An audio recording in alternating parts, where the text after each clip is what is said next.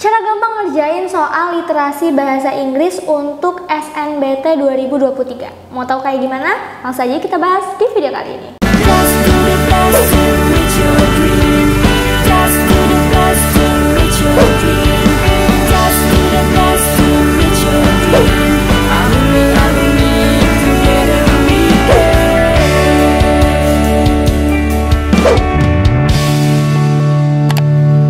Mau belajar TPS UTBK 2023 versi kurikulum merdeka? Ikut kelas online di GP Media aja. Kamu bisa belajar 4 subtes TPS dalam 20 kali pertemuan dengan benefit ebook, 12 kali tryout, dan masih banyak benefit lainnya. Harganya 350.000 aja loh.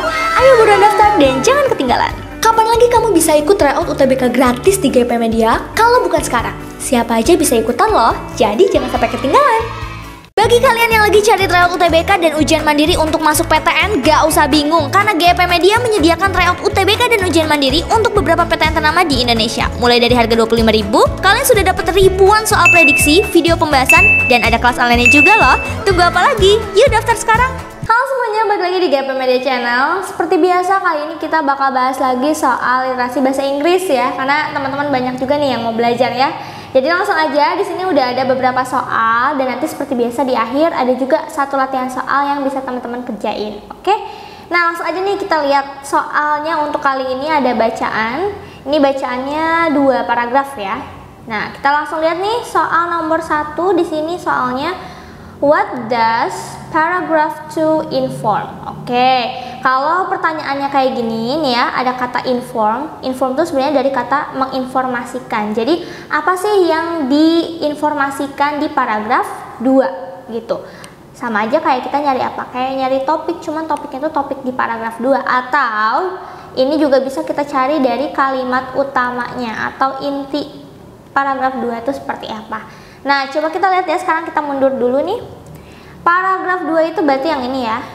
Oke, berarti kalau misalnya kalimat utama, biasa kita lihatnya di awal kalimat ya, atau di akhir. Nah, biasanya kalau SNBT, UTBK gitu ya, itu di awal ya. Jadi, kebanyakan kita lihatnya kalimat pertama dulu di sini.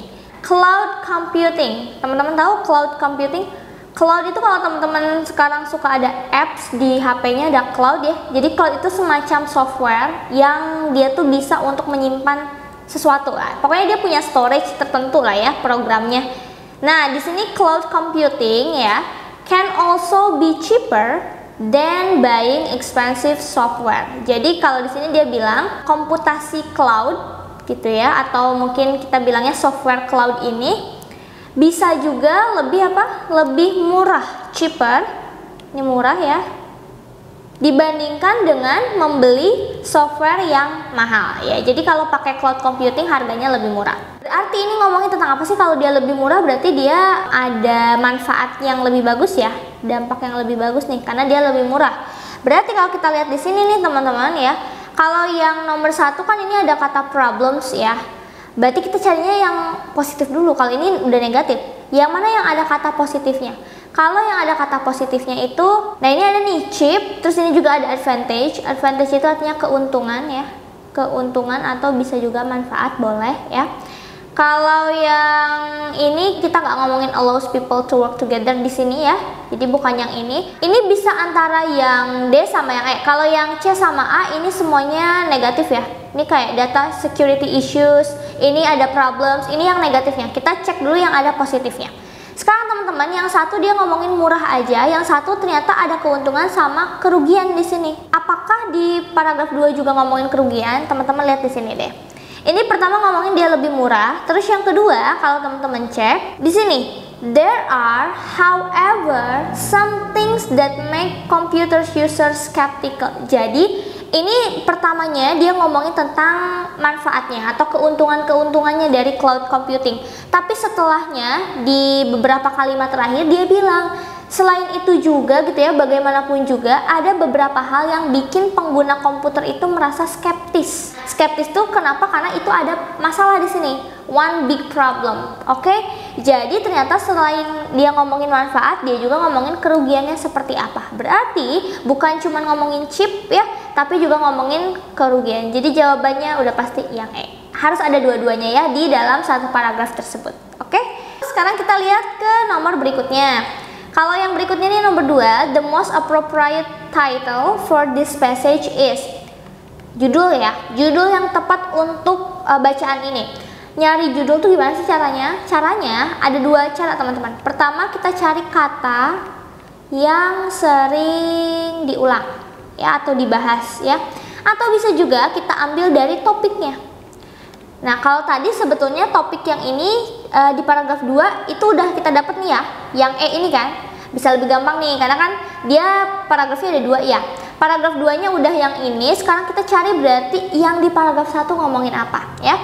Oke, biar kita nggak lupa ini paragraf 1, paragraf 2. Paragraf 2 ngomongin advantage ya, advantages dan juga disadvantages ya.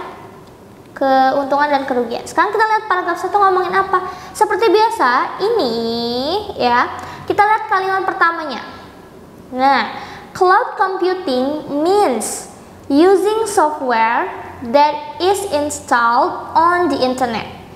Cloud computing atau komputasi cloud itu artinya kita menggunakan software yang diinstal di dalam sebuah sambungan internet. Berarti ini ngomongin tentang apa sih? Ya kebetulan ini ngomonginnya tentang, bisa kita bilang definisi ya. Biasanya kalau ada means itu kan kalau kita translate artinya gitu ya atau maksudnya gitu kan. Ini berarti ngomongin tentang apa? Definisi dari cloud computing ya. Dan semuanya kalau teman-teman mau baca nih dari kalimat pertama sampai terakhir itu memang ngomongin cloud computing itu kayak gimana sih gitu ya. Terus dia tuh fungsinya untuk apa? Bisa dipakai buat apa aja kayak gitu ya. Jadi ini ngomongin tentang cloud computingnya sendiri gitu ya. Berarti teman-teman, ini kita bahas aja paragraf 1 dia ngomongin tentang definisi, boleh ya? Definisi dan fungsi cloud computing. Kita singkat aja ya, CC ya, cloud computing. Ya udah, ini tinggal digabung, berarti kira-kira judul yang tepat apa? Ini kan pasti ngulanginnya tentang cloud computing ya.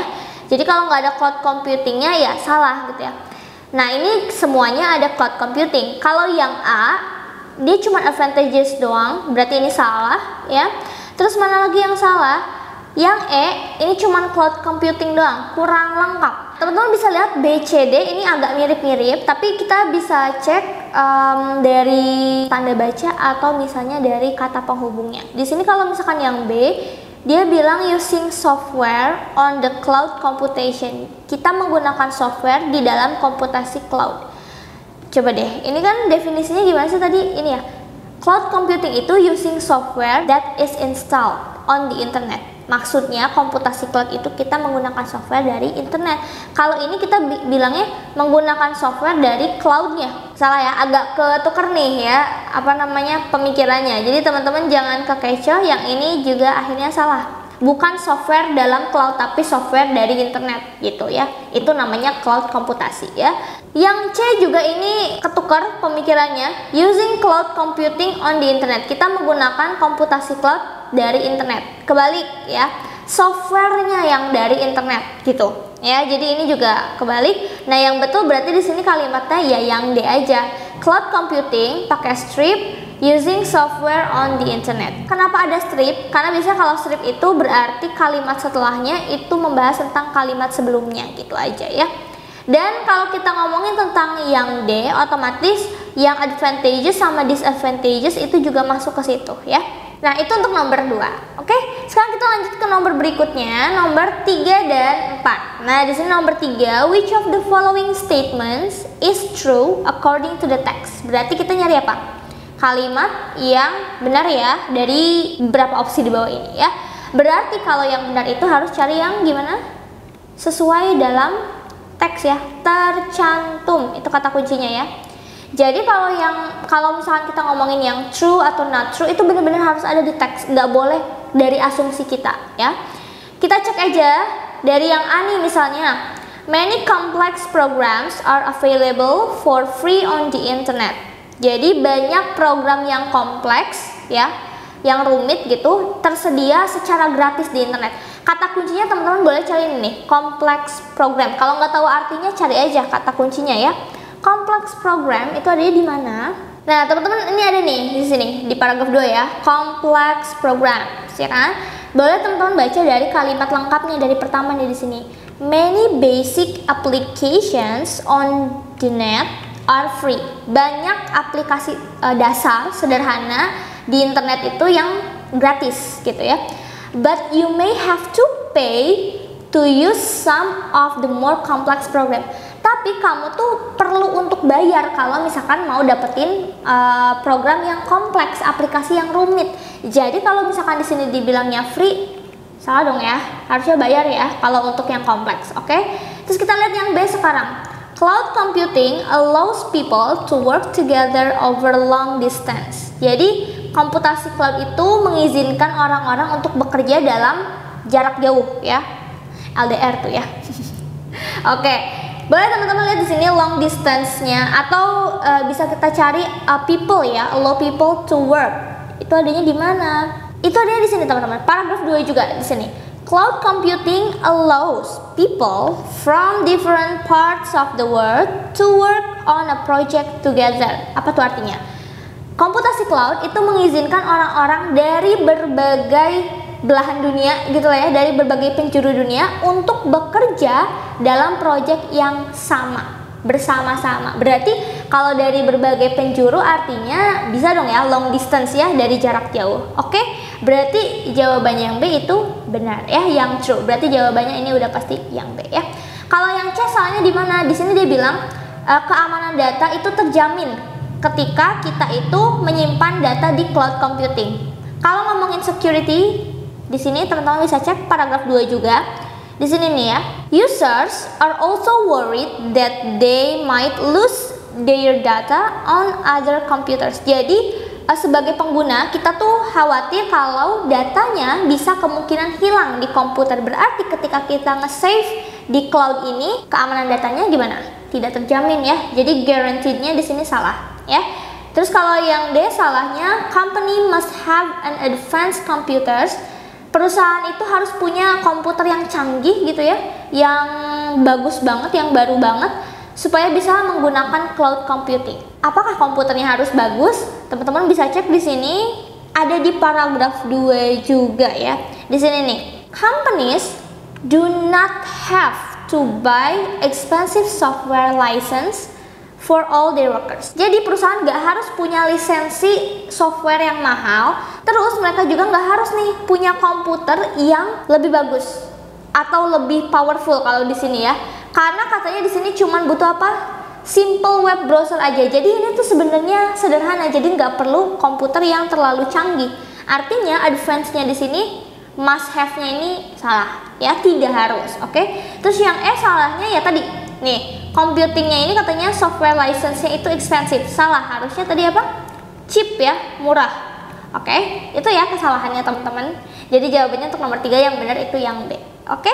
Nah, terakhir nih nomor 4. Ini ada the word skeptical in the passage is opposite in meaning too. Jadi ada kata skeptical. Ini kalau misalkan tipe soal yang ini mungkin nggak akan terlalu sering keluar, tapi ya minimal ada satu soal yang kayak gini nanti ya di SNBT. Skeptical. Kalau misalkan ada soal kayak gini, kita nggak bisa langsung nerjemahin nih teman-teman ya, karena kita harus cek dari bacaan juga sebetulnya konteks kalimatnya seperti apa. Skeptical tuh bahasa Indonesianya apa? Skeptis ya. Skeptis tuh apa? Skeptis tuh biasanya dia ragu-ragu ya. Kan kayak di sini.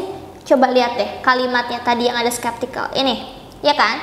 Kalau teman-teman baca, there are, however, some things that make computers users skeptical. Di dalam situ, di situ gitu ya, bagaimanapun juga ada beberapa hal yang membuat pengguna komputer itu merasa ragu-ragu. Kenapa? Lihat belakangnya. One of the big problems, ada salah satu masalah yang terbesarnya gitu ya, adalah keamanan. Jadi kan kalau misalkan ada masalah berarti kita kayak takut gitu ya, ragu-ragu. Jadi skeptical itu artinya seperti itu. Yang ditanya di sini apa? Opposite. Opposite itu lawan kata, ya kan? Antonim lah kalau bahasa Indonesianya ya. Berarti apa lawan katanya? Convince itu artinya yakin, meyakinkan, yakin ya. Unprincipled artinya tidak teratur, ya, tidak berprinsip, tidak teratur. Hesitant itu artinya ragu-ragu juga ya. Suspicious artinya mencurigakan. Kalau incredulous artinya tidak percaya. Nah, kalau sinonimnya mungkin hesitant kan ya, ragu-ragu ya. Tapi kalau ini ditanyanya opposite, berarti kalau opposite ya mana? Jawabannya yang A dong ya, convince ya, yakin. Kalau ragu-ragu ya lawannya yakin, bukan tidak percaya juga. Kalau tidak percaya sama juga kayak ragu-ragu ya. Ini sinonim ya. Berarti kalau antonimnya yang A. Gitu ya teman-teman ya, jawabannya untuk nomor 4. Oke? Nah, itu dia tadi pembahasannya untuk nomor 1 sampai 4. Nah, berikutnya nih teman-teman bisa latihan soal yang terakhir nih. What's the biggest problem in cloud computing? Ini udah ada di bacaan, jadi tinggal teman-teman cari aja. Oke? Kalau udah tahu jawabannya bisa di komen di kolom komentar. So, itu aja untuk video kali ini. Semoga bermanfaat buat kalian dan selamat belajar menuju SNMPT 2023. See you at the next video. Dah.